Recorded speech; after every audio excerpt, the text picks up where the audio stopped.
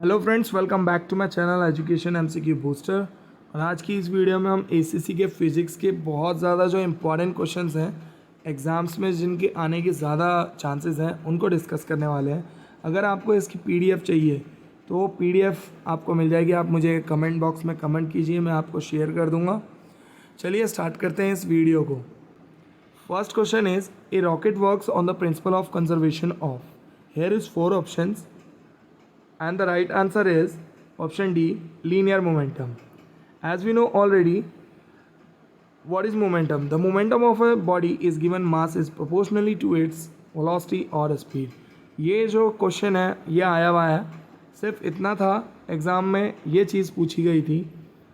तो the moment of a body of A given mass is proportional to its velocity or speed.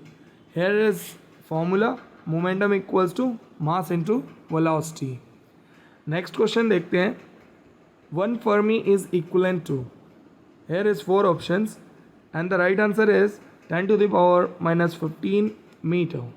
Okay friends, यहाँ पे कुछ important points मैंने discuss करना चाहता हूँ आपसे, क्योंकि एग्जाम्स में इस तरीके से पूछ लिया जाता है काफ़ी बार कि 1 light year equals to, so 1 light equals to 9.46 into 10 to the power 15 metre. Okay friend, next जो यहाँ पे है 1 parsec. 1 parsec equals to 3.08 into 10 to the power 16 metre equals to 3.26 light year. Next जो है हमारा 1 astronomical unit equals to 1.496 into 10 to the power 11 metre. इसी में एक और बड़ा इंपॉर्टेंट क्वेश्चन ये बनता है कि power, what is power? Power is equals to work upon time, and जो पावर की यूनिट होती है वो होती है वॉट। इसी में कुछ यूनिट्स पूछी जाती है कि 1 horse power equals to 1 horse power equals to 746 watt, and another is 1 megawatt equals to 10 to the power 6 watt, 1 kilowatt equals to 10 to the power 3 watt. Friends, इसकी पीडीएफ मैं आपको भेज दूंगा, आप इसको पढ़िए, ये काफ़ी ज़्यादा इंपॉर्टेंट हैं क्वेश्चंस। नेक्स्ट देखते हैं। A coin and a feather are drop together in a vacuum, then अगर कॉइन और फेदर को एक साथ ड्रॉप करेंगे वैक्यूम मीडियम में तो क्या होगा? कॉइन पहले आके गिरेगा या फेदर, ये दोनों एक साथ गिरेंगे? तो इसका जो राइट आंसर है वो option C, both the bodies will reach the ground together. Okay, अब रीज़न क्या है इसके पीछे? रीज़न ये है कि in vacuum medium the motion of a body does not depend on its mass. Okay, since there is no gravity. Vacuum medium के अंदर बॉडी का जो मास है वो डिपेंड नहीं करता है, क्योंकि वहाँ पे ग्रेविटी ही नहीं है। So hence any free falling body in vacuum, कोई भी वैक्यूम मीडियम में कोई भी बॉडी फ्रीली फॉलिंग होगी तो वो reach the ground at the same time. ये है इसके पीछे का पूरा रीज़न, ठीक है, कि दोनों एक साथ वैक्यूम मीडियम में क्यों गिरते हैं। नेक्स्ट क्वेश्चन देखते हैं। Which of the following has the largest inertia? Here is 4 options. ये एग्जाम में आया हुआ क्वेश्चन है, मेरे टाइम आया था। So the right answer is option D, your body. Why? Because a body higher mass as compare to another mass in this option. So body के अंदर जितना ज़्यादा मास होगा उसका उतना ही ज़्यादा इनर्शिया होगा। According to Newton first law of motion, if any body is remain its rest और इन मोशन, इट रिमेन, हमेशा ही वो रेस्ट में रहेगी या फिर मोशन में रहेगी जब तक उसमें कोई एक्सटर्नल फोर्स ना लगाया जाए। ठीक है, एक्सटर्नल फोर्स लगाएंगे तभी तो बॉडी मोशन में है तो स्टॉप होगी, अगर रेस्ट में है तो मोशन में होगी। उसी को क्या बोलते हैं हम? Galileo law of inertia. ठीक है फ्रेंड्स, अगर बॉडी किसी भी बॉडी के अंदर जितना ज़्यादा मास है उसका उतना ही क्या होगा? आपका इनर्शिया होगा। ठीक है, नेक्स्ट क्वेश्चन देखते हैं। The minimum velocity of a projection to go out from the earth's gravitational pull is called. Here is 4 options and the right answer is option B, escape velocity. Terminal velocity हमारी होती है Stokes law, जिसकी होती है 6 पाई नीटा are we. ठीक है, वैसे ये एग्ज़ाम में नहीं आएगा, फिर भी इसका एक फॉर्मूला होता है अब इसका आंसर जो है वो है हमारा एस्केप वेलोसिटी। एस्केप वेलोसिटी जो होती है, इसी के रिगार्डिंग बहुत सारे पॉइंट्स मैंने यहाँ पे डिस्कस करना चाहता हूँ, वन लाइनर। ठीक है, escape velocity at the earth surface is 11.2 kilometre पर सेकेंड। इतनी स्पीड से अगर कोई भी चीज़ बाहर जा रही है, बाहर जा सकती है ग्रेविटेशन में। ठीक है, escape velocity at the moon surface कितनी है? 2.4 किलोमीटर पर second. Due to the low escape velocity there is no atmosphere on the moon. ठीक है फ्रेंड्स, द एक्सेलरेशन, इसी में एक और पॉइंट ये जोड़ूंगा मैं, the acceleration due to gravity at the moon is 1/6। ये एग्जाम्स में पूछा जाता है, that of the earth. So weight of a person on the surface of moon will be 1/6 of his actual weight on the earth। Okay friends, ये सारे points आपको काफ़ी ज़्यादा हेल्प करेंगे, क्योंकि क्वेश्चन ज़रूरी नहीं है कि सिर्फ इसी तरीके से पूछा जाए। क्वेश्चन किसी भी तरीके से आए, आपके पास सिर्फ नॉलेज होनी चाहिए। नॉलेज रहेगी तो ऑब्वियसली आप किसी भी तरीके से क्वेश्चन पूछा जाए आप सॉल्व कर सकते हो ईजिली। नेक्स्ट क्वेश्चन देखते हैं हम। The specific heat capacity of an object depends on. Hair is 4 options and the right answer is option D, its material। specific heat capacity of an object depend किसके ऊपर करती है? Material के ऊपर। इसी में एक क्वेश्चन ये भी पूछा जाता है कि latent heat of fusion of ice कितनी है हमारी? 80 कैलोरी पर ग्राम। and latent heat of vaporization of steam 536 calorie पर ग्राम। ठीक है फ्रेंड्स, स्पेसिफिक हीट जो है हमारा, उसका एक फॉर्मूला होता है MS डेल्टा टी। ठीक है फ्रेंड्स, ये फॉर्मूला होता है स्पेसिफिक हीट का। और अगर हम लेटेंट हीट को अगर सॉल्व करें तो उसमें होता है ML। ठीक है फ्रेंड्स, M मीन्स हमें मास हमेशा क्वेश्चन में गिवन रहता है, और हमें लेटेंट हीट यहाँ से उठानी होती है कि वो आइस में कन्वर्ट करने के लिए बोल रहा है या फिर वेपराइजेशन ऑफ स्टीम में कन्वर्ट करने के लिए बोल रहा है। तो इस तरीके से न्यूमेरिकल भी आप इजीली सॉल्व कर सकते हो। नेक्स्ट क्वेश्चन देखते हैं। A copper disc has a hole. If the disc is heated, the size of hole. Here is 4 options, and the right answer is option A, increase। Copper disc as a whole, अगर whole है उसमें, if disc is, अगर disc को heat करेंगे, सो जो उसका size होगा whole का वो क्या होगा? बढ़ेगा। ठीक है फ्रेंड्स, नेक्स्ट क्वेश्चन देखते हैं।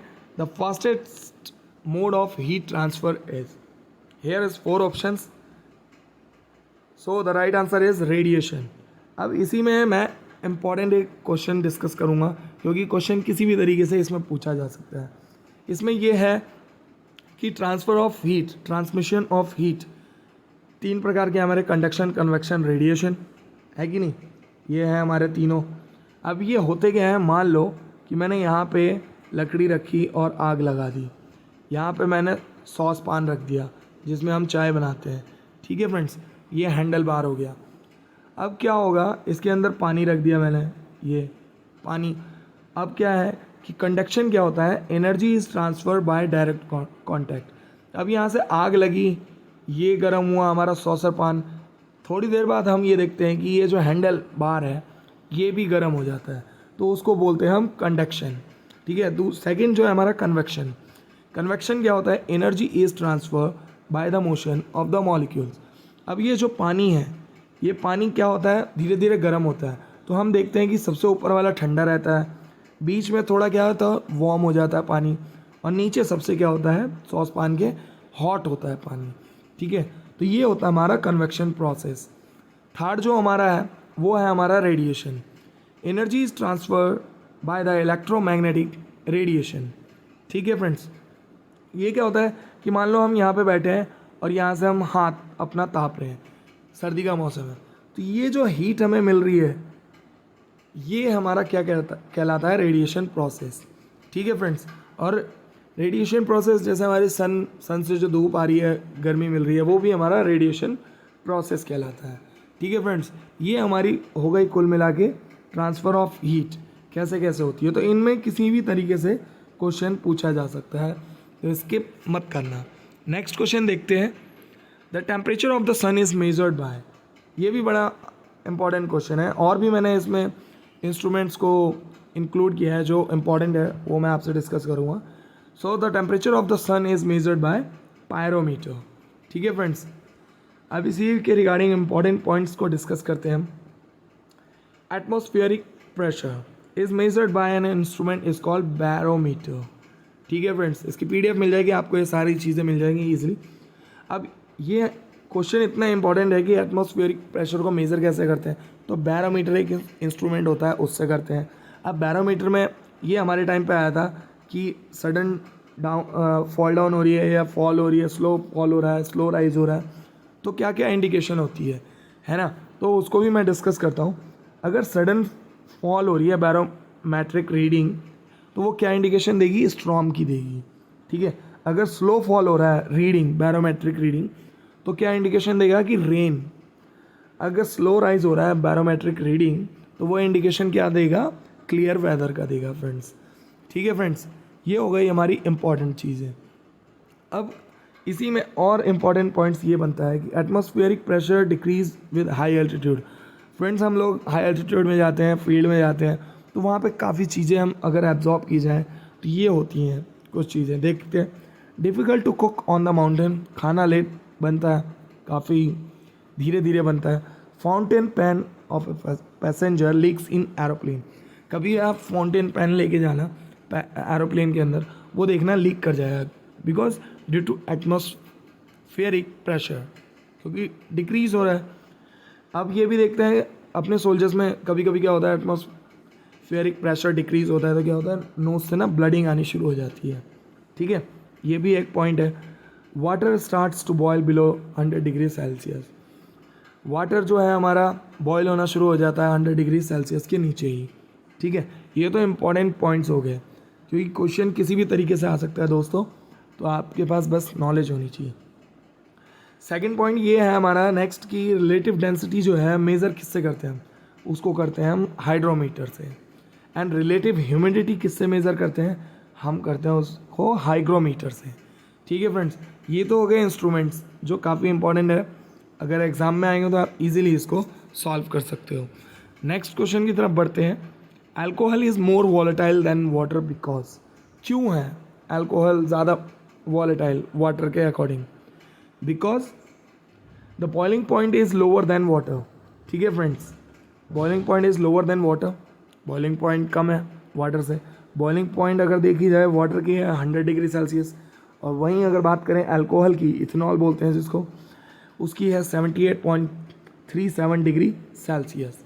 ये तो हमारे हो गए बॉइलिंग पॉइंट दोनों के. अब इसी में जो इम्पॉर्टेंट पॉइंट्स मैं डिस्कस करूँगा रिगार्डिंग हीट एंड थर्मोडाइनमिक, जो हमारा चैप्टर है उससे वन लाइनर क्वेश्चंस है. तो देखते हैं. An instrument is use to measure temperature of body is thermometer. जो नॉर्मल टेम्परेचर रहता है ह्यूमन बॉडी का वो रहता है 37 डिग्री सेल्सियस में और 98.4 डिग्री फ़ारेनहाइट में. ठीक है, ये बड़ा इंपॉर्टेंट है. इसी में ये क्वेश्चन हमारे टाइम पे आया था कि -40 degree is the temperature at which Celsius and Fahrenheit thermometers reads the same. जो -40 डिग्री टेम्परेचर है सेल्सियस और फ़ारेनहाइट थर्मोमीटर में, रीडिंग जो है वो सेम आएगी.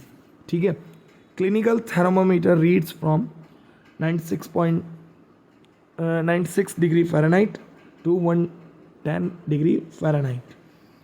अब इसी में एक और क्वेश्चन ये बनता है कि अगर हम आइस को रैप कर देंगे ब्लैंकेट में, तो वो क्या होगा, मेल्ट नहीं होगा जल्दी, बिकॉज वुलन ब्लैंकेट जो होती है हमारी बैड कंडक्टर ऑफ हीट होती है.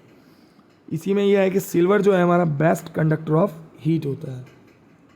तो ये तो हो गए हमारे वन लाइनर इम्पॉर्टेंट पॉइंट्स जो आप लर्न करके जाओ. नेक्स्ट क्वेश्चन देखते हैं अब हम. The same notes being played on sitar and Veena difference in. उनमें क्या डिफरेंस रहता है, तो उनमें डिफरेंस रहता है क्वालिटी का. ठीक है फ्रेंड्स, इसका राइट आंसर है option B, quality. Next question देखते हैं. The walls of the halls built of a music concern should. So is the right answer is option D, absorb sound. ठीक है, नेक्स्ट क्वेश्चन देखते हैं. Velocity of sound in vacuum in metre per second is. ये भी बड़ा important question है, क्योंकि ये किसी भी गवर्नमेंट एग्ज़ाम में जाओगे, मैंने जेई का एग्ज़ाम दिया था उसमें भी ये क्वेश्चन आया हुआ था. ठीक है, यहाँ पे 4 ऑप्शंस है. इसका राइट आंसर है 0। वेलोसिटी ऑफ साउंड जो होगी वैक्यूम के अंदर वो होगी 0। अब इसी में इंपॉर्टेंट पॉइंट्स बताता हूँ, वो याद करके जाना आप। ये है कि the speed of sound in gaseous state में एयर अगर 0 डिग्री सेल्सियस पे है तो उसका कितना रहेगा speed of sound, 331 metre per second. अगर एयर 25 डिग्री सेल्सियस में है as so speed of sound कितनी होगी, 346 मीटर पर सेकेंड। अगर हीलियम की बात की जाए, हीलियम 0 डिग्री सेल्सियस पे वो कितना स्पीड ऑफ साउंड रहेगा, 972 मीटर पर सेकेंड। अगर यहीं पे हम बात करें लिक्विड की, लिक्विड स्टेट की, तो लिक्विड में हमारा वाटर है 25 डिग्री सेल्सियस पे है तो उसका क्या होगा, 1490 metre per second speed of sound होगी। और वहीं अगर सॉलिड की बात की जाए तो सॉलिड में आयरन है, आयरन की स्पीड ऑफ साउंड कितनी रहेगी, 5130 मीटर पर सेकेंड।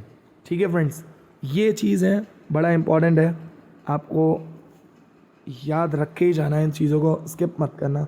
ठीक है फ्रेंड्स, नेक्स्ट क्वेश्चन देखते हैं।